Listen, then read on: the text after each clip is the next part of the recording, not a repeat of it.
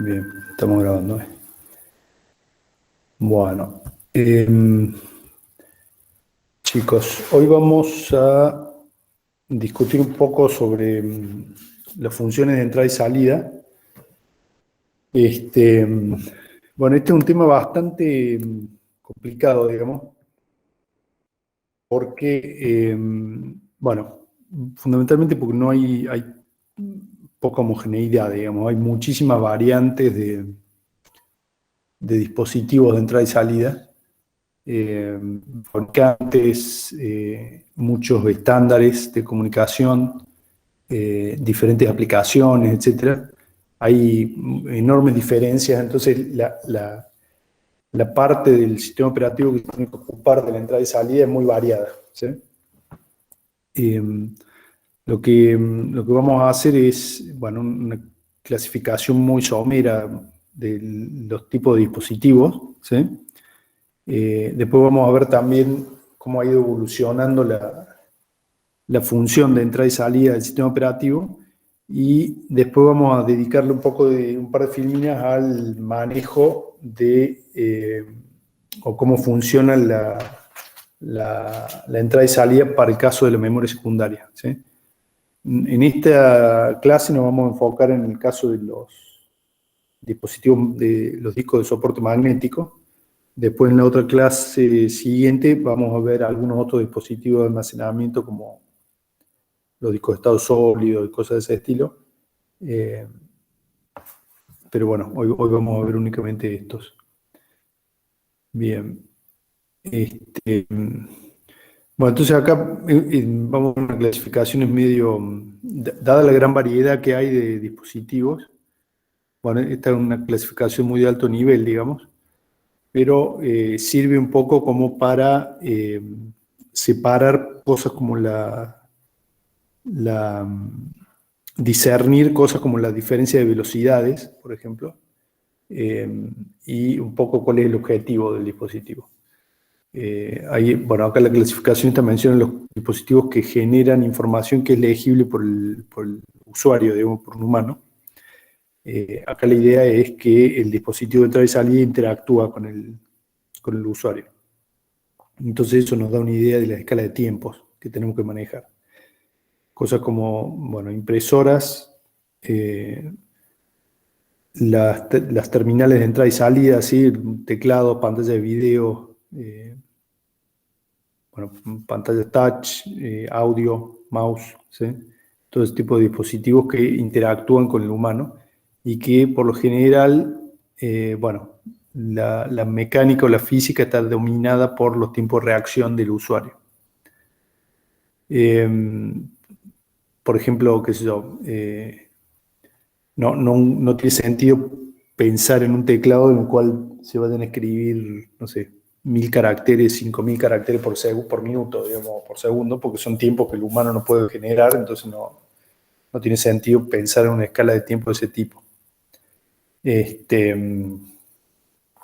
Bueno, lo mismo con la placa de sonido, digamos, el oído humano tiene un rango de frecuencia limitado de lo que puede escuchar y una resolución, un discernimiento también limitado en cuanto a amplitud y frecuencia. Entonces, bueno, queda acotado el rango de trabajo del dispositivo. En cambio, bueno, si hablamos de dispositivos que están hechos para comunicar dos máquinas, digamos, acá la velocidad es otra, digamos, y lo mismo con la capacidad, digamos. Dispositivos de este tipo son, bueno, básicamente memorias, fundamentalmente de diferentes tipos, ¿sí? USB, en memoria de estado sólido, discos duros, sensores, por ejemplo. Y por último, una clasificación acá de dispositivos que son específicamente de comunicaciones, ¿sí? Que son para, bueno, transmitir información de un lugar a otro. Acá hay un poco bueno, un ejemplo de lo medio que es arbitraria esta clasificación es que, por ejemplo, los discos duros, las memorias, ¿sí? Hasta un cierto punto los podríamos considerar como dispositivos de comunicación, ¿sí? Ya que bueno, los dispositivos de comunicaciones típicos transmiten la información de un punto del espacio a otro punto del espacio, ¿sí? En un tiempo dado. Y los dispositivos de almacenamiento, bueno, básicamente hacen lo mismo, ¿sí? Podrían transmitir la información, si bien el punto del espacio no cambia, puede cambiar el momento en el que se escribe con respecto al momento en el que se recibe la información. Y por ejemplo, yo escribo un dato ahora en el disco duro y lo quiero leer pasado mañana, ¿sí? Puedo considerar que eso es un sistema de comunicaciones, digamos. Pero bueno, esta que estamos viendo acá es una clasificación posible, digamos. Acá hay una tablita, digamos, que bajé con un ejemplo para darnos una idea de las diferentes velocidades, ¿sí? De las que estamos hablando. O sea, bueno, estos son varios estándares de comunicación, digamos, de transferencia de información para dispositivos de entrada y salida. Fíjense que hay, bueno, Firewire o USB, ¿sí? SATA, hay PCI Express. Entonces, bueno, fíjense que hay un par de órdenes de magnitud de diferencia entre un caso y el otro, ¿sí? Y todos estos dispositivos tienen que funcionar o sea, bueno, el sistema operativo tiene que ser capaz de soportar estos dispositivos, incluyendo sus variaciones de velocidad, ¿sí? Por eso es que les decía que hay tanta variedad, digamos, en el software del sistema operativo que soporta entrada y salida. Tan es así que, bueno, generalmente si bien se trata de estandarizar, digamos, estos sistemas de comunicaciones justamente para evitar que cada fabricante haga el suyo, aún así hay bastante dispersión, ¿sí? O sea, bueno, todavía no se ha puesto de acuerdo en uno solo, digamos, para utilizar. Hay bastantes estándares que se pueden usar e incluso hay fabricantes que usan sus propios interfaces que no están estandarizadas y que, bueno, ellos las definen y hay que instalar o bien hardware especializado o software particular, digamos, como un driver para manejar esa interfaz especial, digamos. Otra dimensión en la que varían los dispositivos son en el tipo de aplicación, ¿sí? Bueno, el ejemplo que da acá es la utilidad que se le da a un dispositivo de almacenamiento, ¿sí? Ya sea para, no sé, archivos comunes de un usuario o páginas de memoria virtual, por ejemplo, ¿sí? El manejo del dispositivo de almacenamiento varía bastante de uno a otro cuando uno quiere optimizar el funcionamiento. Bueno, obviamente la complejidad, ¿sí? No es lo mismo, acá, bueno, el ejemplo que pongo es el controlador un mouse, ¿sí? Contra el controlador de un dispositivo de almacenamiento como un disco de estado sólido o un disco duro o una placa de red, ¿sí? La complejidad que hay que soportar en el software para mantener funcionando ese dispositivo es muy variada, digamos.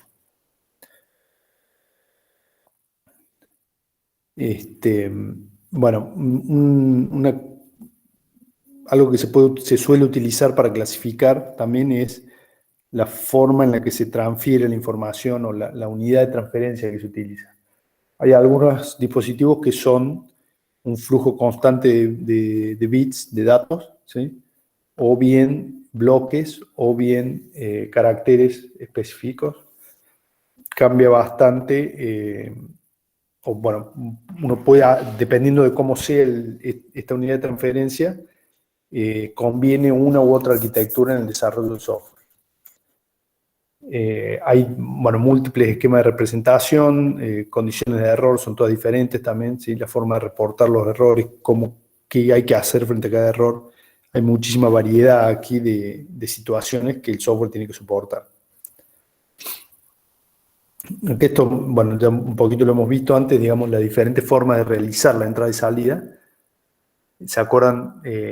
Incluso se puede considerar como una evolución histórica, digamos. La entrada y salida programada, es decir, hacer polling del dispositivo, ¿sí? El proceso o el software pide una operación y el sistema operativo, bueno, inicia su operación y el procesador queda esperando a que la operación termine, ¿sí? Está esperando, bien chequeando un registro, esperando a que el dispositivo termine de realizar la operación antes de continuar. Entonces el procesador queda ocupado por la operación. Otra opción es utilizar interrupciones, ¿sí? Uno inicia la operación de entrada y salida y no hace falta que se quede haciendo polling o ahí mirando a ver si la operación terminó o no.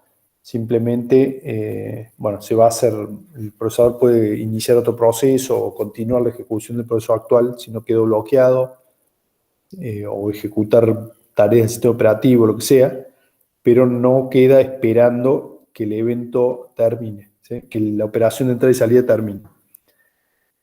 Eventualmente, cuando la operación termina, genera una interrupción en el dispositivo y eso es lo que llama la atención nuevamente del procesador para continuar con la tarea. Y por último, está el tema de la DMA o acceso directo a memoria, que era, dijimos, una forma un poco más eficiente en la que el proceso emite una orden para hacer una transferencia de ¿sí? De múltiples datos o múltiples bloques de datos, simplemente definiendo el lugar de memoria que se quiere o bien escribir o leer para intercambiar la información, y el dispositivo se encarga de hacer toda la transferencia y el procesador puede continuar la ejecución de otros procesos o del mismo proceso hasta que toda la transferencia ha terminado, ¿sí? Entonces eso requiere aún menos tiempo del procesador y por eso lo consideramos más eficiente. Esto, bueno, un poco un repaso de lo que habíamos visto, digamos. La unidad de DMA básicamente puede realizar las tareas, la misma tarea que hace el procesador en el manejo del bus de memoria, del bus de sistema para transferir información, ¿sí? Se encarga de eso básicamente. Toma control del bus y mientras el procesador no lo esté usando, puede transferir datos del dispositivo de entrada y salida de la memoria, o al revés, digamos, si estamos escribiendo en el dispositivo, puede leer direcciones de la memoria principal y escribirlas en el dispositivo de entrada y salida. Entonces, al dispositivo de manejo de DMA le tenemos que dar la información de cuál es la operación que queremos hacer, es decir, en qué sentido tiene que ser la transferencia de datos. Bueno, obviamente cuál es el dispositivo que queremos utilizar y en qué parte de la memoria están o van a estar los datos que queremos transferir. Y cuántos datos de esos, cuántos son los datos que queremos transferir. Después de darles información al dispositivo de DMA, el procesador se puede dedicar a continuar con lo que sea que estaba haciendo, digamos. Y la unidad de DMA se encarga de arbitrar el manejo del bus de sistema para realizar la transferencia, ¿sí? Fíjense, acá hay un diagramita esquemático de cuáles son las interfaces que tiene el bloque de DMA, ¿sí? Entonces, bueno, con el comando, digamos, le vamos a indicar cuántos datos queremos transferir, ¿sí? A partir de qué dirección, ¿sí? Y eso sirve con estos dos campos completos. Entonces, en cuanto al manejo de la memoria, el dispositivo va a empezar a recorrer la memoria incrementalmente hasta haber escrito o leído la cantidad de datos representada por la cajita de arriba, mientras que, bueno, transfiere datos hacia el dispositivo de entrada y salida, ¿sí? Una vez que termina de realizar la operación, ya sea de escritura o de lectura, puede generar una interrupción para, bueno, llamar la atención del procesador y avisarle que ya terminó la transferencia, ¿sí? Entonces, el dispositivo DMA está conectado al bus de sistema, al igual que el procesador y que los otros dispositivos de entrada y salida, ¿sí? Este es un esquema de cómo se puede realizar la conexión. Fíjense que tanto los dispositivos de entrada y salida, como la memoria, como el DMA, como el procesador, están todos conectados a al mismo bus, digamos. Comparten el bus del sistema. Otra opción es el Profe, caso donde... ¿cómo pueden Sí, compartir el bus de sistema si, digamos, o sea, imagino que es mucho más lento los dispositivos de entrada y salida que lo del procesador? ¿Hay un adaptador ahí entre medio? sí. ¿Sí? Ahí, no. Bueno, digamos, el bus del sistema soporta diferentes, digamos, el, el dispositivo de entrada y salida, ¿sí? Puede procesar internamente, supónganse, a una cierta cantidad de datos por unidad de tiempo, ¿sí? Pero su interfaz con el bus, bueno, soporta el throughput del bus, digamos. O sea que lo que va a hacer, supónganse que tenemos que escribir, no sé, tenemos que transferir de la memoria al dispositivo de entrada y salida, tenemos que transferir, no sé, 1000 bytes, ¿sí? Un número cualquiera. Entonces, lo que vamos a hacer es, el DMA va a decir, bueno, quiero leer el primer byte de la dirección 1 de la memoria y la memoria lo va a poner en el bus al dato ese y el dispositivo lo va a leer, lo va a latchear y lo va a procesar haciendo lo que sea que haga, digamos. Al rato, ¿sí? Cuando ya esté listo, cuando haya terminado la operación, el DMA se va a enterar de que el dispositivo este terminó la operación y va a cambiar la dirección de la memoria para poder leer el dato siguiente, de los 1000 eso que tenemos que leer. Entonces ahora le va a decir al dispositivo de entrada y salida, bueno, ahora sí procesa este siguiente dato.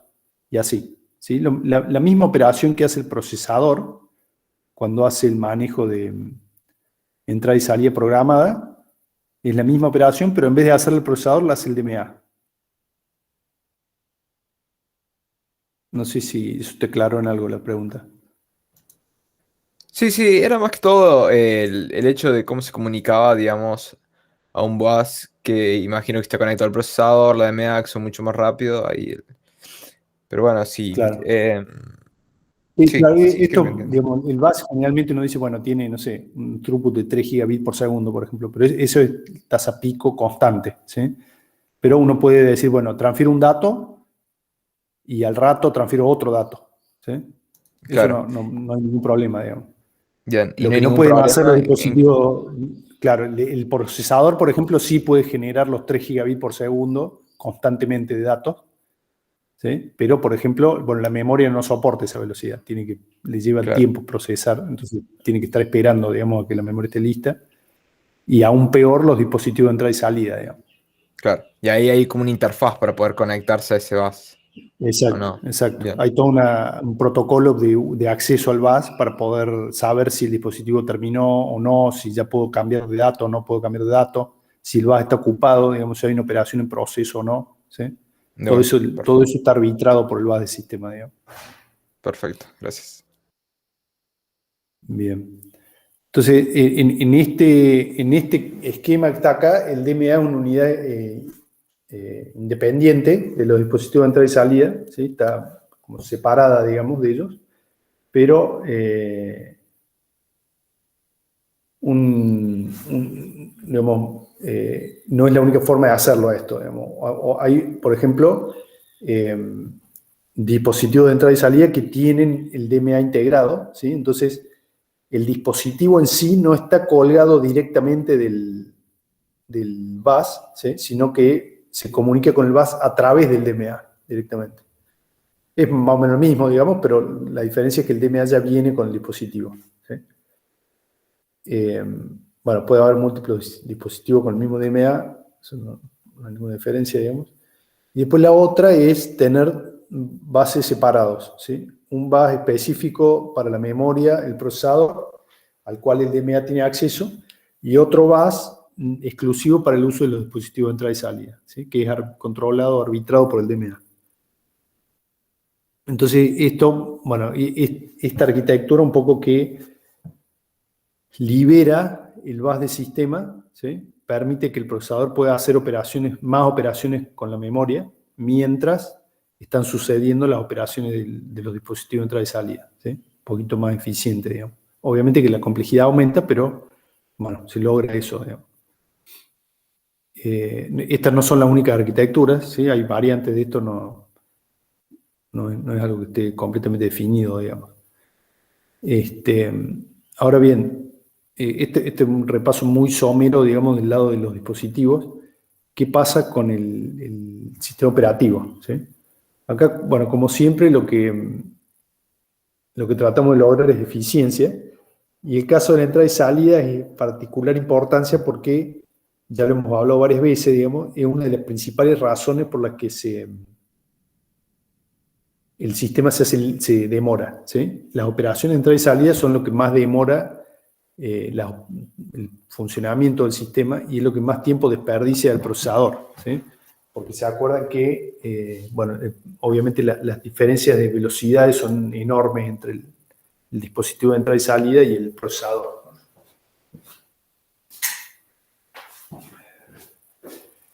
Entonces, en el caso de la eficiencia es fundamental, digamos, maximizarla en el caso de la operación de entrada y salida, y tanto es así que es una de las razones por las que necesitamos la multiprogramación en el sistema operativo. Otro tema que es crítico con los dispositivos de entrada y salida desde el punto de vista del sistema operativo es las interfaces. ¿Sí? Yo les decía recién que hay muchísimos dispositivos y muchísima variedad de dispositivos.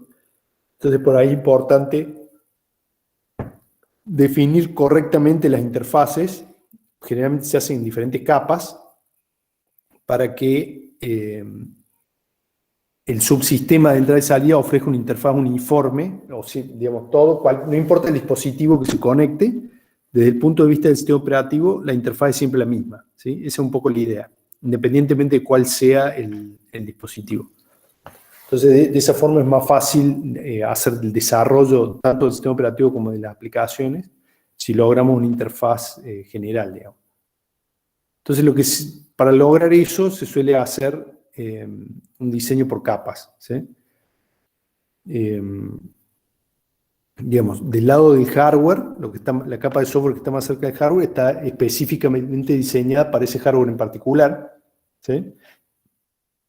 Y del lado del sistema operativo, del lado del usuario, del lado de la aplicación, se trata de obtener una interfaz lo más general posible. Es decir, que la interfaz no cambie por más que yo cambie el dispositivo de entrada y salida.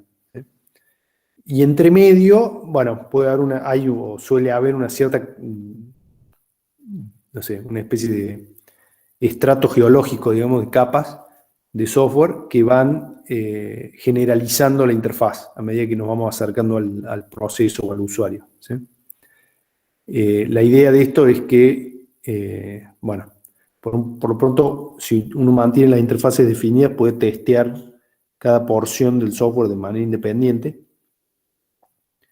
Y, si yo cambio una capa, pero mantengo las interfaces, no tengo que hacer nada con las otras capas porque las interfaces se mantienen, digamos, si yo respeto la definición de la interfaz. A medida que nos acercamos o nos alejamos del procesador o nos acercamos al dispositivo de entrada y salida, algo que cambia también son las escalas de tiempo. ¿Sí? Justamente todo este software tiene que adaptar la escala de tiempo que tiene el procesador, ¿sí? Con las velocidades que maneja el procesador, a la escala de tiempo en la cual se mueve el dispositivo de entrada y salida. ¿Sí? Entonces estas capas nos ayudan a poner un buffer entre medio de esas dos escalas de tiempo.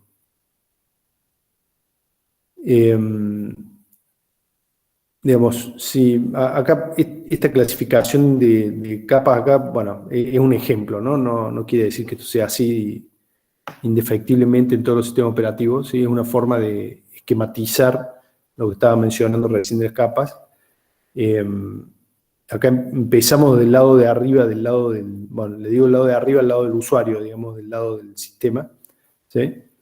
Se trata de mantener, fíjense, una interfaz lo más general posible. ¿Sí? Yo abro la comunicación con el dispositivo o cierro la comunicación con el dispositivo, escribo datos o leo datos. ¿Sí? Eso es todo. No sé si el dispositivo es un disco de estado sólido, si es una memoria flash, si es una placa de red, no sé. Simplemente yo abro la comunicación, pongo mis datos ahí y listo. Si tengo que leer, leo, cierro la interfaz. Eso es todo lo que veo desde el lado de arriba, desde el lado de la aplicación, digamos.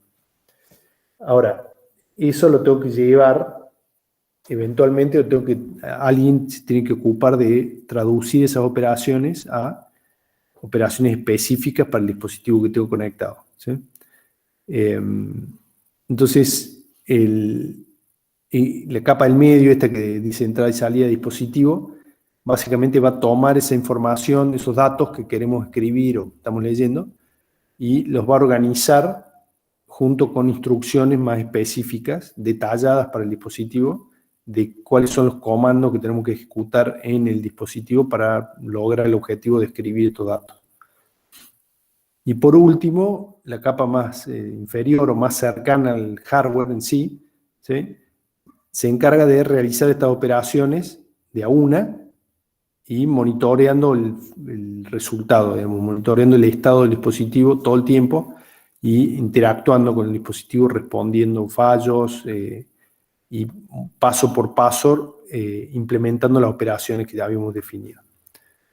Y eso es específico del dispositivo en particular, ¿sí? Esta capa va a cambiar con el dispositivo que queramos utilizar. Y esa es la idea de aislar el proceso o el sistema operativo del funcionamiento específico del dispositivo que queremos utilizar. Esto no digamos, es bastante, este es un ejemplo muy general y fíjense que si yo me refiero a un sistema de archivos, por ejemplo, un dispositivo de almacenamiento que maneja un sistema de archivos, bueno, esto cambia un poco también, digamos. Fíjense que desde el lado del usuario, ¿sí?, la interfaz con el sistema de archivos es un esquema de directorios, ¿sí? Yo abro directorios, encuentro archivos, los creo, los borro, los muevo, ¿sí? Esas son las operaciones que puedo hacer con los archivos. Esas son operaciones lógicas, digamos, que eventualmente se van a traducir en operaciones en el dispositivo, en las direcciones físicas del dispositivo de almacenamiento, donde yo voy a escribir estos bits, o voy a borrar estos bits, o voy a cambiar de lugar bits para organizar la información como el usuario me pide, digamos.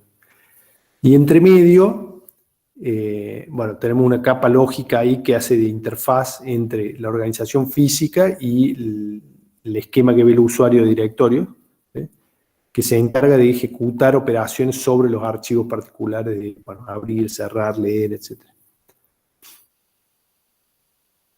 Algo que es, bueno, bastante crítico,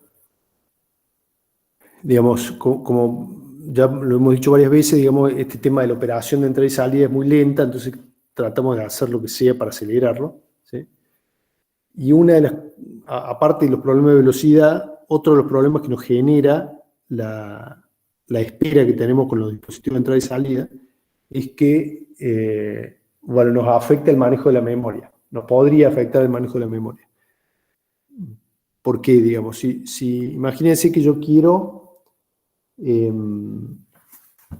estamos en esta situación, digamos, bueno, cualquiera de estas, digamos. Yo quiero transferir información, ¿sí?, de la memoria a un dispositivo de entrada y salida. Imagínense que quiero imprimir un archivo de texto, lo quiero imprimir.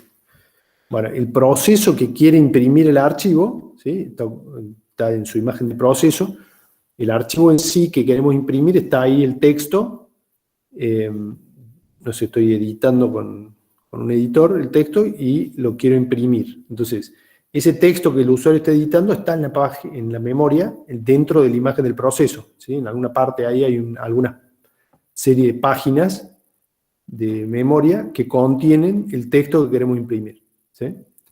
Bien, entonces yo inicio la operación, ¿sí?, de DMA para que transferir esas páginas de la memoria al dispositivo, ¿sí?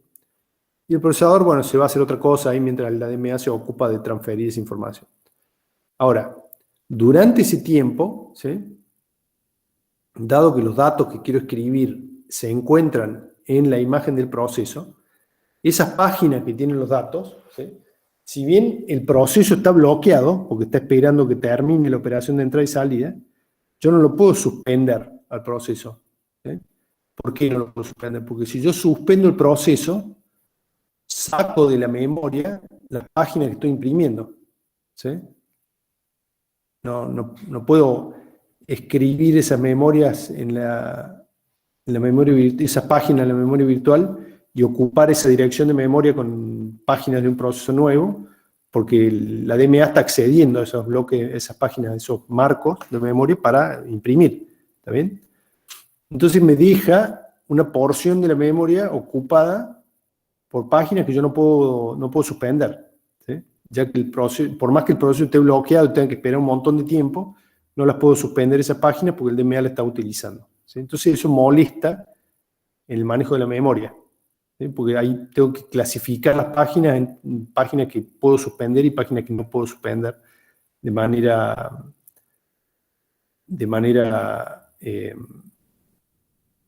dinámica. ¿Está bien? Eso molesta. Otro tema es que, por ejemplo, bueno, yo si hago que los datos que quiero imprimir estén en la imagen del proceso, bueno, bloqueo el proceso como el encargado de que se realice la transferencia. Es la DMA, ¿sí? El proceso va a quedar bloqueado hasta que la operación termine, ¿sí? El proceso no puede continuar su ejecución hasta que no se termine la transferencia. Entonces, ese proceso en particular no va a poder avanzar. Ahora, una cosa que yo puedo hacer es hacer que las páginas que contienen los datos que yo quiero, ¿sí?, se encuentren bajo el espacio del sistema operativo. ¿Sí? Aquí, yo recién estaba hablando de imprimir, ¿sí? Acá el gráfico está para el otro lado, digamos, habla de, bueno, está recibiendo información del dispositivo de entrada y salida, supongamos que estamos, no sé, escaneando. Entonces, lo que voy a hacer es que la operación de entrada y salida se haga contra una página que esté mapeada en el espacio del sistema operativo, ¿sí? Y que no me bloquee el proceso, ni las páginas del proceso. Entonces, yo el proceso lo puedo suspender totalmente porque de todos modos los marcos o las páginas donde yo quiero escribir los datos que vienen del dispositivo están bajo control del sistema operativo. ¿Sí? Entonces, esto me da un poco de flexibilidad, me simplifica el problema que decía recién del manejo de memoria, ¿sí? Porque no voy a tener páginas de proceso bloqueadas y las operaciones de entrada y salida se van a hacer contra páginas del sistema operativo. Entonces, bueno, voy a poder suspender el proceso. Además, bueno, obviamente la idea es que una vez que termina la transferencia, desde el dispositivo de entrada y salida hacia la memoria, voy a transferir la página completa al control del proceso, ¿sí? De una sola operación, digamos. Otra ventaja que nos puede dar esto es que generalmente las operaciones de entrada y salida no son constantes, ¿no? Suelen hacerse en ráfagas. Lo que podría hacer es adelantar la lectura, ¿sí?, de estos datos. Supónganse que no sé, un disco de estado sólido. Entonces, el proceso me pide una página, pero el sistema operativo dice, no me des una sola, dame 2 páginas. Entonces, mientras el proceso está masticando y utilizando la primera página que le di, yo voy adelantando la lectura de la próxima página, ¿sí? Suponiendo que el proceso me la va a pedir en breve, digamos. Si yo sigo el principio de localidad, ¿sí?, de proximidad, puedo suponer que el proceso me va a pedir la siguiente página, entonces yo voy adelantando. Ese adelanto lo voy haciendo contra páginas del sistema operativo, ¿sí?, no contra páginas del proceso. Y esta idea de hacer, esto se llama buffering, ¿sí? Bueno, se puede extender a 2 buffers, ¿sí? Mientras, lo que les decía recién, digamos, mientras el proceso estoy copiando una de las páginas al proceso, el dispositivo de entrada y salida va escribiendo en otra buffer, digamos, del sistema operativo, para ir ganando tiempo, o bien, bueno, incremento esta cantidad de buffer y hago un buffer circular, digamos. La idea de esto es que cuando el uso del dispositivo es irregular, es decir, que suceden ráfagas, en promedio yo gano en velocidad si utilizo buffering, ¿sí? Obviamente que si esto tiene un límite, digamos, si hay una demanda alta de transferencia por periodos relativamente largos de tiempo, bueno, los buffers eventualmente se van a llenar, ¿sí? O van a quedar vacíos, ¿sí? Imagínense si el proceso está consumiendo páginas a máxima velocidad, seguramente va a consumir páginas más rápido de lo que el dispositivo las puede cargar, ¿sí? Entonces eso va a llevar a que los buffers se vacíen y bueno, el proceso se va a bloquear, ahí va a tener que esperar. Pero bueno, si es por ráfagas, yo voy a ganar un poco en velocidad porque, bueno, el proceso, por ejemplo, me pide 10 páginas, ¿sí? Yo las tengo ya cargadas acá, me pide 10 páginas. Mientras las va procesando, yo tengo tiempo de cargar 3 o 4 páginas más, digamos. Entonces, después de que terminó de procesar esas 10 páginas, me pide 2 páginas. Yo ya las tengo en la memoria. Entonces, se las doy inmediatamente y el proceso no tiene que esperar. Procesa esas 2 páginas y se pone a hacer otra cosa, ¿sí?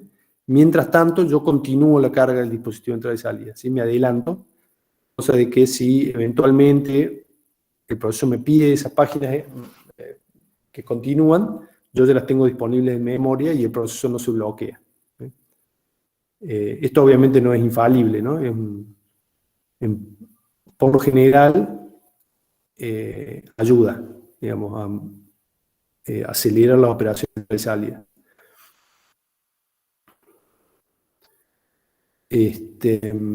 Bueno, vamos a ver acá, bueno, una cosita de nada sobre discos no magnéticos. Bueno, este gráfico trata de representar, digamos, cómo se guarda la información en un disco magnético, ¿sí? Acá esto ya no tiene mucho sentido, digamos, normalmente los discos magnéticos constan de un solo plato, ¿sí? Ahora, en la actualidad, digamos, la mayoría de los discos constan de un solo plato de metal recubierto con una capa de un material ferromagnético, ¿sí? Que uno puede cambiar la orientación de los dipolos magnéticos aplicando un campo magnético externo. ¿Está bien? Cuando se lo fabrica al disco, se graba en la superficie utilizando la grabación magnética también, se graba información, ¿sí? Se graban radios, ¿sí? Que son estos intersector gap que sale acá, se graban radios y se graban círculos concéntricos, ¿sí? El cabezal, ¿sí? Que, bueno, el cabezal está en la punta de un brazo mecánico que se mueve radialmente, ¿sí? El brazo se puede mover radialmente sobre la superficie del disco y el disco obviamente está girando, no sé, generalmente en 10.000 RPM, 15.000 RPM, dependiendo del disco. Entonces el disco gira y el cabezal se mueve radialmente y eso permite que yo pueda colocar el cabezal sobre cualquier punto de la superficie del disco, ¿sí? Simplemente tengo que colocarlo en el radio correcto y esperar a que el punto que yo quiero leer o quiero escribir pase por debajo del cabezal, ¿sí? Es el mecanismo de lectura y escritura, básicamente. Ahora bien, la separación de los círculos concéntricos que se llaman pistas, ¿sí? Que están marcados como tracks, la distancia entre el ancho de esas pistas y la separación entre ellos es inversamente proporcional a la capacidad que yo quiero lograr del sistema, ¿sí? Si yo quiero aumentar la capacidad de almacenamiento, entonces tengo que hacer las pistas lo más angostas posibles, es decir, que ocupen el menor espacio posible sobre la superficie del disco, y además las tengo que poner lo más juntas entre sí posibles también, ¿sí? Ahora bien, cuando yo muevo el brazo del cabezal para ubicarlo sobre una pista particular. Bueno, obviamente no tengo nada que me diga con certeza que el cabezal está ubicado sobre la pista correcta, ¿sí? ¿Cómo sé yo que estoy ubicado sobre la pista correcta? Digamos, si me dicen, bueno, anda y lee el sector 6 de la pista 2, supongamos que es este, ¿sí? Bueno, yo pongo el cabezal en una posición que creo que es la pista 2 y leo lo que hay ahí, digamos. No sé si estoy leyendo realmente la pista 2 o no, digamos. Entonces lo que se hace un sistema realimentado, digamos, en el que el cabezal lee información que está escrita tanto en las cuñas estas radiales como en los sectores, en los espacios interpistas para que se pueda ubicar, ¿sí? Por ejemplo, imagínense que yo leo acá información que está en estas cuñas y esa información me dice en qué pista estoy y cuál es el próximo sector que se avecina, ¿sí? Pónganse que el disco gira en sentido antihorario, entonces este sector me va a decir, bueno, estás en la pista 2 y el próximo sector que viene acá es el 6. Entonces uno dice, ah, sí, bueno, yo justo estaba buscando la pista 2 y quiero leer el 6. Entonces ahora sí leo lo que viene acá, sabiendo que estoy leyendo correctamente la información que necesito, ¿sí? Esa información se graba en el momento de fabricarlo, digamos, de prepararlo al disco. Se incluye también información para alinear, centrar perfectamente el cabezal sobre la pista, ¿sí? Información que no necesariamente es digital, ¿sí? Se suelen usar lazos de control analógicos ahí para centrar correctamente la pista sobre el cabezal sobre la pista que quiero, digamos. Y bueno, eventualmente cuando llegue el sector y pasa por abajo del cabezal, lo leo, levanto los datos. Para escribir lo mismo, digamos, el controlador me indica, bueno, hay que escribir el sector 4 de la pista 1, entonces yo voy moviendo el cabezal, voy leyendo a medida que van pasando las cuñas estas, los radios, para saber en qué pista estoy y cuál es el próximo sector. Y cuando pasa el sector 4, escribo ahí. Generalmente lo que se hace es, bueno, se genera obviamente un cambio de campo magnético el cabezal tiene imagínense que tiene un electroimán, ¿sí? Una bobina. Entonces cuando quiere escribir, genera esa bobina, genera un campo magnético que modifica la posición de los dipolos magnéticos del material. Cuando está leyendo, hacemos lo opuesto, digamos, hacemos circular una corriente muy pequeña por el bobinado del electroimán, digamos, y la variación de flujo que me generan los dipolos magnéticos que están pasando cerca del cabezal genera una variación de corriente en la bobina y yo detecto eso con un amplificador y eso se convierte en la señal que estoy leyendo, ¿sí? Entonces, este mecanismo, bueno, tiene el problema es bastante sensible, digamos, a miles de factores externos, digamos. Como es un dispositivo mecánico, digamos, sensible a la vibración, sensible a los golpes, sensible a la temperatura.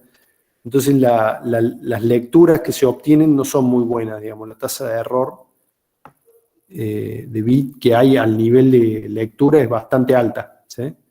Estamos hablando de un 1%, por ejemplo, de tasa de error. Fácilmente podríamos tener un 1%. Entonces, bueno, después lo que se hace es, se aplica en código de corrección de errores para eliminar ese 1% de errores y llevar la tasa de error a, no sé, 1 por 10 a menos 17, digamos. Cosa de que efectivamente quiere decir que nunca vamos a tener un error, ¿sí?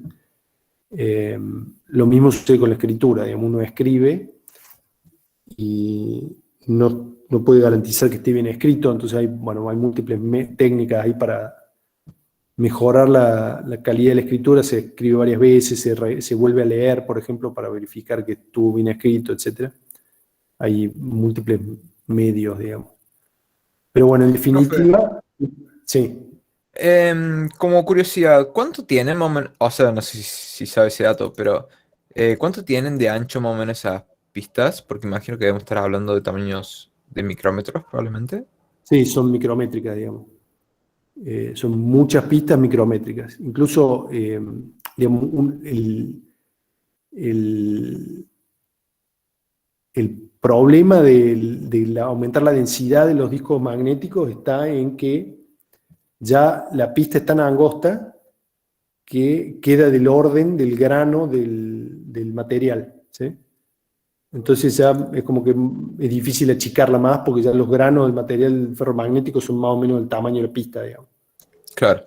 A mí por ahí se me ocurría de que Otro, también debe ser complicado para la cuña, o sea, para no la cuña, sino, ¿cómo es que le llamamos a lo que va recorriendo la pista? el cabezal. El cabezal. Sí, el cabezal me Claro, imagino que claro. también El no se tamaño puede del hacer una punta tan, cabezal, aguja tan fina. el tamaño del cabezal es tan grande que cubre más de una pista a la vez, digamos. Entonces, cuando uno está leyendo, imagínense que si el cabezal, bueno, es del tamaño un poquito más grande que una pista, o del tamaño de la pista, de ancho, ¿sí? Si no está bien centrado sobre la pista que quiere leer, va a leer también cambios de flujo generados por la pista al lado, ¿sí? O sea, no hay nada que, yo no sé, yo estoy leyendo Claro, variaciones del flujo magnético, pero no sé de qué pista es, no sé si estoy ubicado o no, digamos. Entonces, si yo no puedo achicar, si yo achico mucho la pista con respecto al tamaño del cabezal y le junto mucho a las pistas, voy a estar leyendo datos de dos pistas al mismo tiempo, digamos. Y eso obviamente me va a arruinar la tasa de error, ¿sí? Entonces, los problemas para aumentar la densidad de los discos magnéticos es esa, digamos, son problemas mecánicos y físicos, ¿sí? El tamaño del cabezal, el ancho de la pista, la velocidad de rotación, ¿sí? Por ejemplo, si yo muevo lento el disco, si la velocidad de rotación es baja, entonces tengo mucho tiempo de transición en el flujo magnético y es un poco más fácil de leer la información. Pero es mucho más lento, ¿sí? La transferencia de información es lenta, porque el disco da vuelta tan despacio que voy sacando bits de a uno, así muy, muy despacito, digamos. Ahora yo puedo, si quiero claro, aumentar la velocidad de transferencia, aumento la velocidad de rotación, ¿sí? La velocidad de transferencia está definida por la velocidad de rotación del disco, ¿sí? Ahora yo aumento la velocidad de rotación, pero ya la variación del flujo se hace tan rápida que me cuesta distinguir un bit del otro, digamos. Entonces de vuelta eso me hace aumentar la tasa de error, digamos. Las limitaciones de los discos son de los magnéticos, ¿no? Son del tipo mecánico y físico, digamos, no hay un problema electrónico, ¿sí? No se puede hacer, uno no puede achicar lo suficiente el cabezal, o no podemos achicar lo suficiente la pista, o no podemos hacer girar lo suficientemente rápido el disco. Imagínense que quiero leer un sector, ¿sí? Supónganse que quiero leer el sector 5, este que está acá. Y pero quiero leer el de la pista 1, ¿sí? Yo vengo moviendo el cabezal desde afuera hacia adentro, buscando la pista 1. Y cuando llego a la pista 1 y leo qué sector viene el 6, ¿sí? Ya pasó el 5. Entonces tengo que esperar a que el disco dé toda la vuelta para recién poder leer el sector que yo quiero, ¿sí? Y no puedo hacer nada para acelerarlo a eso, digamos, no me queda otra, tengo que esperar. Entonces, todo ese tiempo, imagínense que, no sé, como para, digamos, fijar ideas, digamos, tengo que esperar una vuelta completa, ¿sí? Entonces, y el disco da vuelta, no sé, 10.000 vueltas por minuto, que es bastante, digamos. Entonces, 10.000 vueltas por minuto, ¿cuánto es eso? Son 10.000 dividido 60, son 166 vueltas por segundo, ¿sí? Y 1 dividido 166 son 6 milisegundos, más o menos, que tarda el disco en dar una vuelta, ¿sí? Imagínense si yo tengo un proceso que está esperando esos datos, ¿sí? Y tengo que hacer que el procesador espere 6 milisegundos para leerlos, digamos. En 6 milisegundos, el procesador tiene tiempo de hacer muchísimas cosas, digamos, ¿sí? Muchísimas operaciones. Entonces, tenerlo esperando a que el disco termine de dar la vuelta es un desperdicio, y es por eso que se hace toda esta historia de la multiprogramación, DMA, etcétera, las interrupciones, ¿sí? Por claro. los tiempos que estamos manejando. Y bueno, obviamente hay dispositivos incluso más lentos. Por suerte hay dispositivos más rápidos, digamos, por ejemplo, los discos de estado sólido. Bueno, los discos de estado sólido no tienen todas estas esperas mecánicas. No, tienen otros problemas, digamos, pero no tienen este problema de esperar que las cosas se muevan, digamos, o que den vueltas, ¿sí? Son puramente electrónicos. La ventaja que todavía tienen los discos de magnéticos sobre los de estado sólido es el precio, básicamente. El precio por bit almacenado, ¿sí? O sea, todavía un disco de un tera, un par de teras de magnético es un poco más barato que un disco de estado sólido, digamos. ¿Eso va a cambiar, profe, o Y se eso no mantiene hay esa otra. tendencia? Eventualmente yo obviamente no puedo hacer futurología, digamos, pero para mí eventualmente se va a resolver ese problema del costo y se acabó, digamos.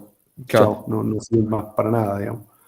claro, hay que contar de que Bueno. imagino que los discos duros esto tienen, o sea, su concepto tiene un montón de años, capaz que por eso ya como que estaban lo más pulido posible y el disco está sólido por ahí no tanto Claro, en su es una producción. cuestión, digamos, normalmente esto sucede eh, en la electrónica, computación, comunicación, etcétera, ha sucedido un montón de veces, digamos, pero en todas las ramas de la ingeniería pasa esta misma situación que hay una tecnología instalada y eventualmente viene una que hace algún cambio fundamental, ¿sí? Y eventualmente la termina desplazando. Inicialmente hay un problema de costo, ¿sí? La tecnología establecida es más barata. ¿Por qué? Porque ya está toda la infraestructura instalada, ¿sí? Ya la fábrica de disco duro está instalada, entonces fabricar un disco duro más no cuesta nada, digamos. Ya se han optimizado el proceso de fabricación, está todo resuelto el problema, digamos. Pero viene una tecnología nueva como la de los discos de estado sólido, que al principio es más cara, ¿sí? Porque hay que instalar toda la infraestructura de fabricación, hay que mejorar los procesos de fabricación, etcétera, pero que fundamentalmente es mejor, ¿sí? Y bueno, es una cuestión de precio. Eventualmente, a medida que se masifica la tecnología, el precio termina bajando y bueno, termina desplazando a la tecnología vieja. Y bueno, acá en la electrónica así se ve muy, muy rápido este efecto, digamos. Es una cosa que es medio exponencial, digamos. Eh, pero ha pasado en todos los ámbitos. Por ejemplo, eh, imagínense, por ejemplo, las palas hidráulicas, ¿sí? Las palas mecánicas, una retroexcavadora o una pala cargadora, ¿sí? Que ahora son todas hidráulicas, digamos, y hay de todos los tamaños. Hay palas muy chiquitas y palas gigantescas hidráulicas. Antes del desarrollo de la tecnología hidráulica, las palas se manejaban con poleas, cables y poleas, ¿sí? Todas las palas eran así. Y era la tecnología establecida. Cuando apareció la tecnología hidráulica, bueno, las primeras palas hidráulicas andaban mal, ¿sí? O sea, no es que andaban mal, sino que se rompían a cada rato, digamos. La pala de polea funcionaba muchísimas más horas que una pala hidráulica. Eventualmente fueron mejorando las palas hidráulicas y empezaron a desplazar las palas de polea a la zona en la que se mantenía el liderazgo. Por ejemplo, las palas súper, súper grandes, dentro de una mina, por ejemplo, seguían siendo de polea y las hidráulicas aprovechaban la flexibilidad. Por ejemplo, hacían palas muy chiquitas, como una Bobcat, por ejemplo, ¿sí? Que es una máquina diminuta que con polea no se podría hacer, digamos. Empezaron en esa zona y la terminan desplazando completamente, digamos. Lo mismo pasa con los discos duros, lo mismo está pasando con los autos eléctricos, por ejemplo, ¿sí? La tecnología de los autos eléctricos es fundamentalmente mejor que el motor de combustión interna, ¿sí? Pero por una cuestión de costos, bueno, se siguen vendiendo autos de combustión interna porque ya está toda la infraestructura de desarrollo y de fabricación está establecida. Claro, sí, sí. Eventualmente va a cambiar, eso bueno, ya lo han visto seguro con otras tecnologías y lo van a ver en el futuro, va a seguir pasando esto, digamos. No, es parte del desarrollo tecnológico, digamos. Esta tecnología de los discos magnéticos ya está cumpliendo su ciclo, digamos, ya no... no sé, yo creo que yo voy a vivir para verlo desaparecer a esto totalmente, digamos. Pero bueno, todavía o sea, ahora, por ejemplo, yo soy bastante más viejo que ustedes, digamos, pero Yo ahora tengo, por ejemplo, la notebook esta que estoy usando tiene un disco de estado sólido, por ejemplo. Y cuando aparecieron los discos de estado sólido, era una cosa que era impensable el precio, digamos. No tenía algo que no tenía sentido, digamos, comprarlo. Y la capacidad que tenían era patética, digamos. O sea, eran discos de 100 megas, por ejemplo. ¿Sí? Y ahora son discos que son capacidad respetable, digamos. La velocidad son mucho mejores, no hace ruido, no vibra, no puede golpear y no le va a pasar nada. Y bueno, los discos magnéticos no, los discos magnéticos, si hay vibración, se rompen. Si uno los golpea fuerte, se rompen. Si se raya la superficie con un golpe, por ejemplo, ¿qué es lo que pasa? El cabezal, este que está acá, ¿sí? Por todos estos problemas que estamos diciendo de aumentar la densidad, lo que hay que, para poder censar esos cambios de flujo tan chiquitos, hay que acercar el cabezal lo más posible a la superficie del disco, digamos, para poder censar esas variaciones. Ahora, está tan cerca el cabezal que si yo golpeo el disco, el cabezal toca la superficie. ¿Sí? Y bueno, se rompe el cabezal, se raya el disco, es un desastre, digamos. Todos esos problemas, que son problemas mecánicos de una tecnología que, bueno, en un momento era la única forma de solucionarlo, el problema no había otra, digamos. Pero ahora que ya hay otras soluciones, va a morir esto indefectiblemente, digamos. Claro, está obsoleto. Sí. Bueno. Bueno, entonces esto es lo que comentaba recién, ¿no? O sea, imagínense, creo que hay un ejemplito por acá. A ver. Sí, acá hay uno. Justo el mismo número que estaba diciendo yo. Básicamente, los tiempos de espera que hay en este dispositivo, ¿sí? Hay varias razones para los tiempos de espera. ¿Sí? Por un lado es lo que se llama el tiempo de búsqueda. ¿Sí? El tiempo de búsqueda es el tiempo que tarda el cabezal en ubicarse sobre la pista correcta. ¿Sí? Entonces yo tengo que mover el cabezal a una pista que es donde está el sector que yo quiero. Eso lleva un tiempo, se llama el tiempo de búsqueda. Y después está el retardo de giro, es decir, una vez que ya tengo el cabezal sobre la pista que quiero, tengo que esperar a que el sector que yo quiero leer o escribir pase por debajo del cabezal. ¿Sí?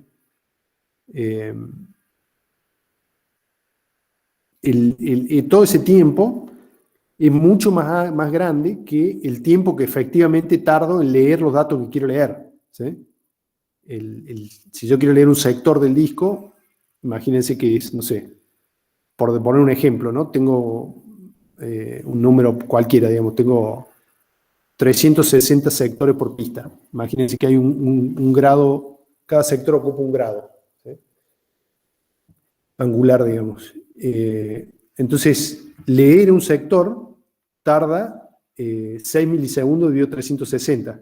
¿Sí? Entonces, la lectura en sí de los datos es mucho más rápida que lo que tardo en ubicarlos a los datos, en encontrarlos. ¿Sí?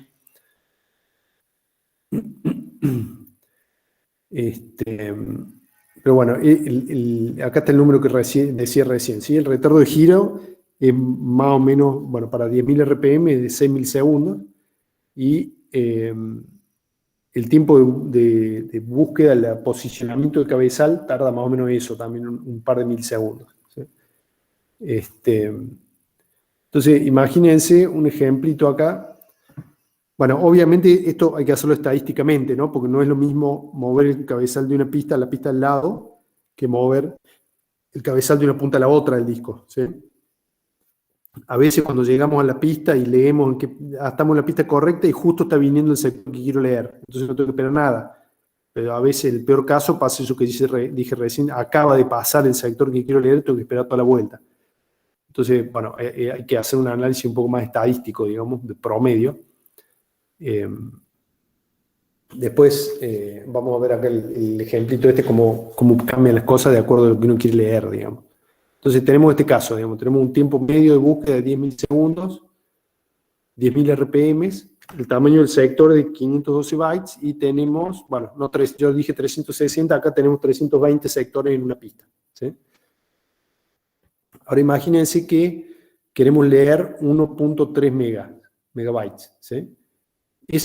Todos esos datos que yo quiero leer están almacenados de manera continua sobre el disco. ¿Sí? Un sector atrás del otro tienen los datos que yo quiero leer. Entonces, las pistas son adyacentes. Entonces, suponemos que el mover el cabezal de una pista a la otra lo podemos, bueno, despreciar, digamos, al tiempo.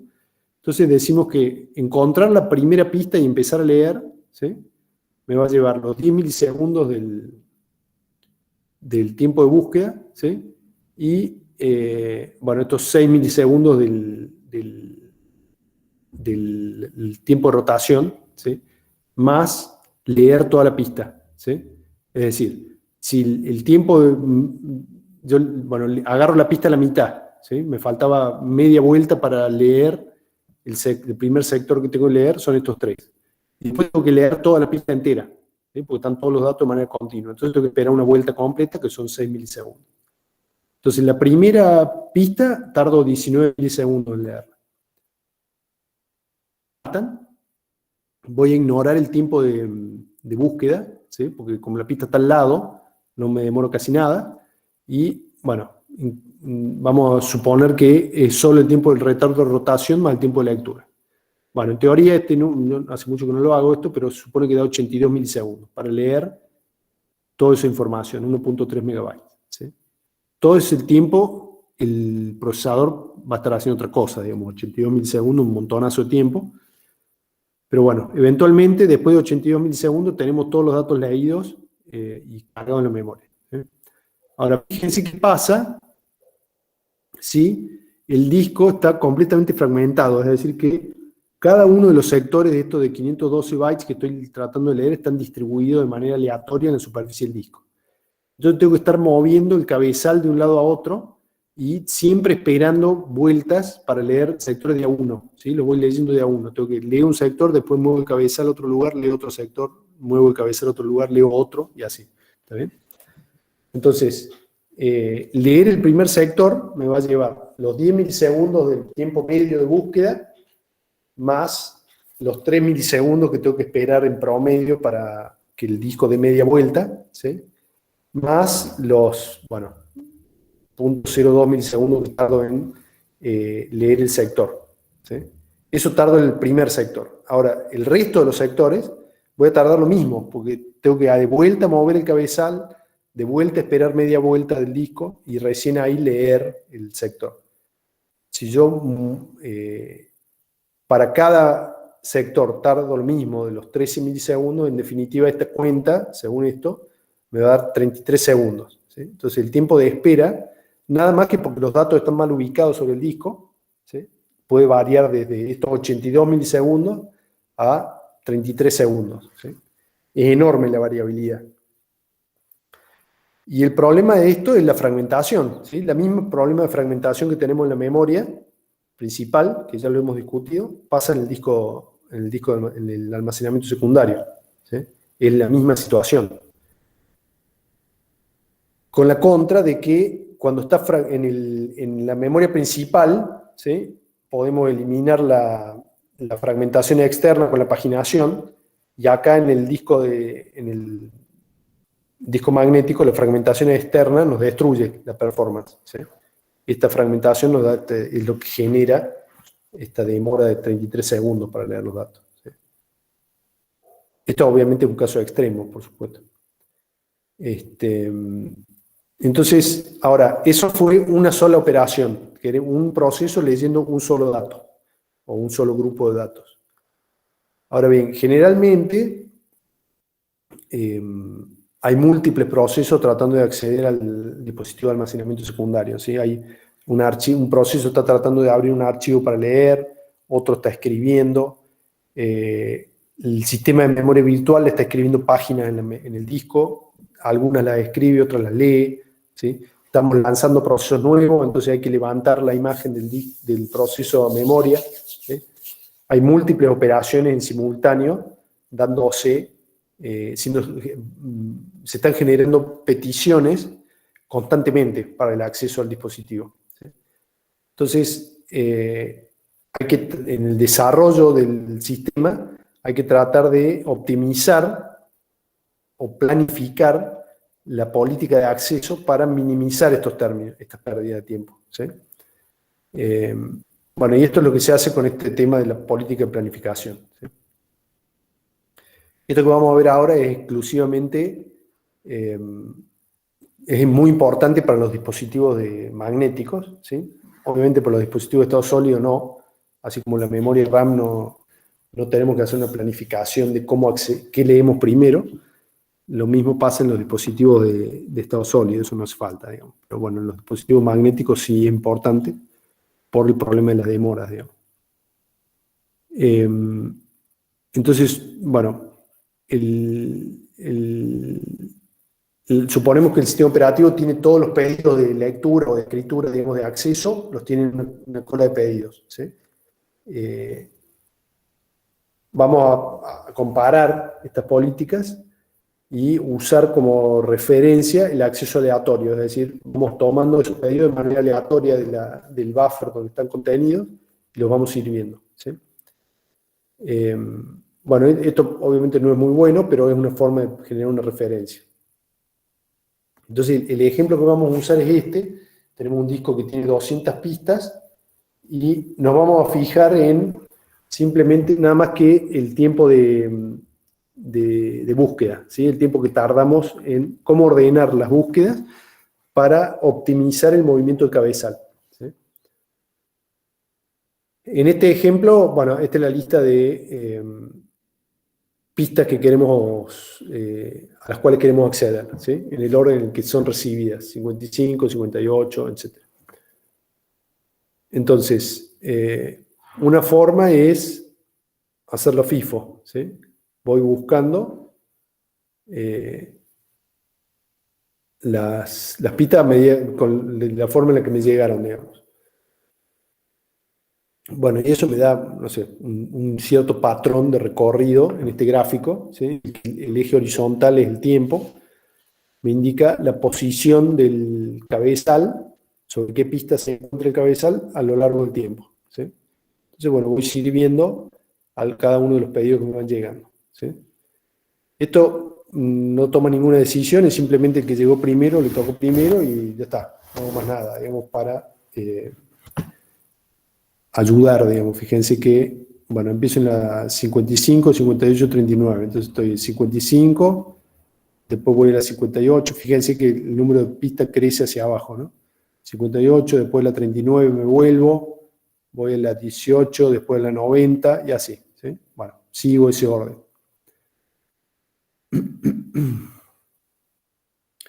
Una opción acá es, puede ser que yo tenga trabajo con mayor prioridad, ¿sí? A lo mejor le puedo dar prioridad a los trabajos que vienen, a los pedidos que vienen de la memoria virtual, del sistema de memoria virtual, y no tanto a los trabajos de los procesos de los usuarios. O le puedo dar prioridad a los procesos que sé que son interactivos, ¿sí? En los cuales el usuario está esperando una respuesta, sobre procesos que no son interactivos, ¿sí? Bueno, la que sea la prioridad, yo puedo ordenarlo por orden de prioridad y servir eso. Ahí obviamente el criterio deja de ser la velocidad y se convierte en respetar la prioridad, ¿sí? Entonces, bueno, en un caso en el que no hay mucho para hacer ahí. Otra opción es este que se llama last in, first out, ¿sí?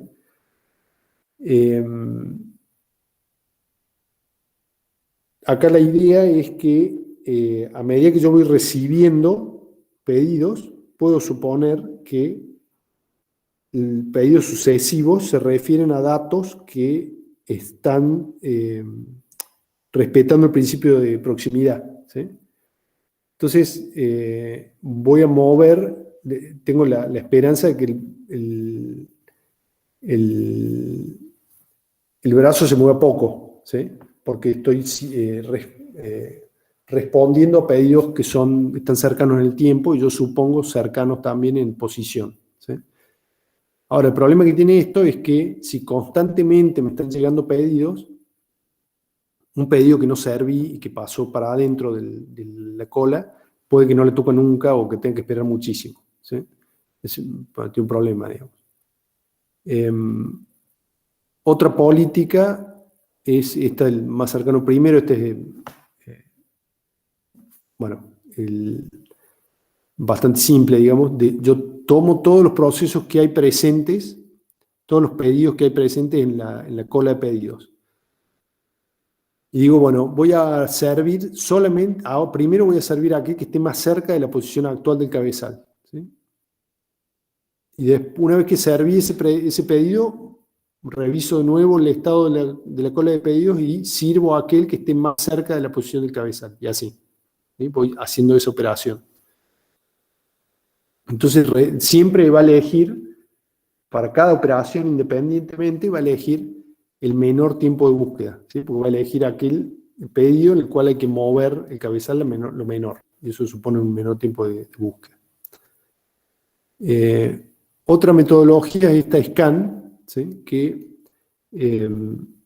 básicamente define que el brazo se va a mover en una sola dirección hasta que llega al final, ¿sí? O llega a la pista más grande o a la pista más chica, pero va siempre en el mismo sentido. Entonces, acá fíjense, empezamos hacia arriba y nos vamos moviendo el cabezal hasta que pasamos por una pista que tiene un pedido. Entonces nos quedamos ahí esperando que pase el sector. Lo leemos y seguimos moviéndonos hacia arriba, digamos, hacia el número más grande de pistas.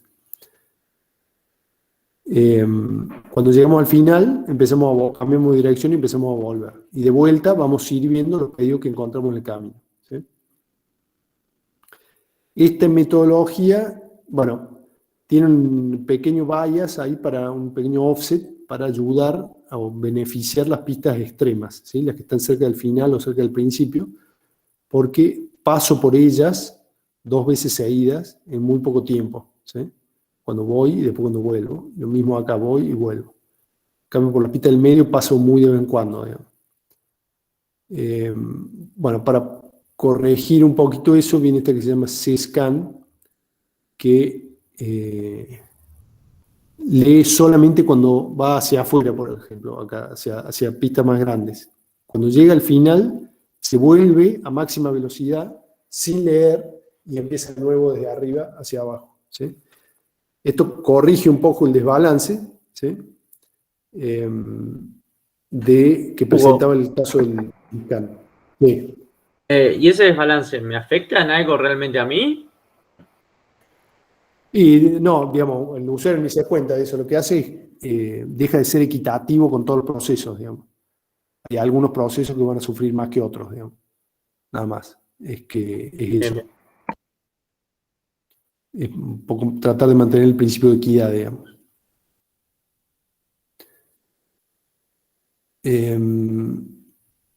Después, en Step Scan no es gran cosa, digamos, simplemente se hacen, voy armando listas de N pedidos, ¿sí? Cuando junto N pedidos los empiezo a servir. Y los sigo sirviendo hasta que termino, ¿sí? Y mientras tanto, los pedidos nuevos no los voy agregando de vuelta a esta misma buffer de pedidos, como hacía en otros procesos, sino que voy llenando otra cola diferente, ¿sí? A medida que voy sirviendo una, voy llenando la otra. Cuando termino recién de servir la primera, ahí paso a servir la otra cola que ya tiene algunos pedidos nuevos, ¿sí? No es una gran variación, digamos. Y acá, hace un ejemplo, digamos, no es un ejemplo en el que trata de comparar los tiempos de acceso específicamente para este caso, ¿no? Obviamente esta no es la forma correcta de evaluar una política con respecto a la otra, digamos. Tendremos que hacer algo mucho más sofisticado que tratar de leer 20 o 30 pistas, digamos. Hay que hacer varios casos de uso diferentes, con muchos pedidos, ¿sí? Para evaluar cuál política sirve mejor, digamos. Pero en este ejemplo, básicamente analiza cuántas pistas tiene que atravesar para buscar cada pedido, ¿sí? Y calcula los tiempos, haciendo un promedio de la cantidad de pistas que atraviesa, ¿sí? La unidad de tiempo que toma es la cantidad de pistas que atravesó. Entonces, en la FIFO, en promedio, para cada pedido tengo que moverme a través de 55 pistas, pero para el SSTF, me muevo solamente 27 en promedio, o el scan me muevo también, bueno, 27 más o menos. El C-scan es más lento, fíjense que me muevo 35, ¿sí? Bueno, es una comparativa, digamos. Pero bueno, de todo modo esto no es algo que eventualmente vamos a dejar de prestar atención porque no está moviendo, digamos, los dispositivos de almacenamiento magnético. Lo bueno que tienen los dispositivos de almacenamiento, uno de los beneficios que tienen los dispositivos de estado sólido es que todo este problema desaparece, ¿no? Yo lo único que tengo que hacer es direccionar y leer, digamos, como si fuera una memoria común. Tienen algunos problemitas de durabilidad, pero eso también se está resolviendo, digamos, cada vez mejores. Ya lo vamos a ver bien la próxima clase, vamos a ver bien en detalle, o un poco más de detalle, digamos, los dispositivos de almacenamiento de estado sólido. Bueno, no sé si tienen alguna pregunta sobre uno de estos o alguna otra pregunta sobre el tema que vimos hoy.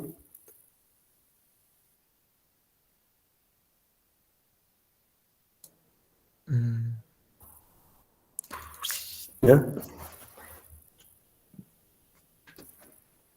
No, ¿No? no, Bueno, profe, lo único que me quedó una duda por ahí, eso del step scan, de por qué lo haría, digamos, si no es un gran cambio. El de hacer la cola para el scan, digamos, de hacer dos colas distintas. claro, digamos, la idea acá es, una vez que vos tenés los pedidos que querés, o bueno, el tamaño de la cola que sea, digamos, N, empezás a servirlo a eso sin interrupción.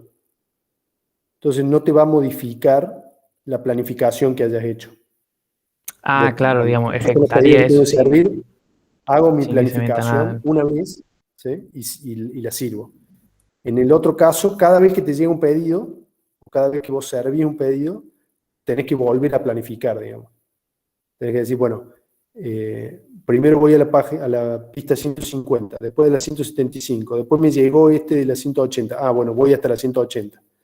En el otro caso, tenés todos los pedidos, haces la planificación una vez y nada más. En cuanto a tiempo, no va a cambiar esto, digamos, los resultados. Sí, sí, ahí está, ahí me quedó claro. Bueno, ¿alguna otra pregunta, jóvenes? Por mi parte no. Todo bastante claro.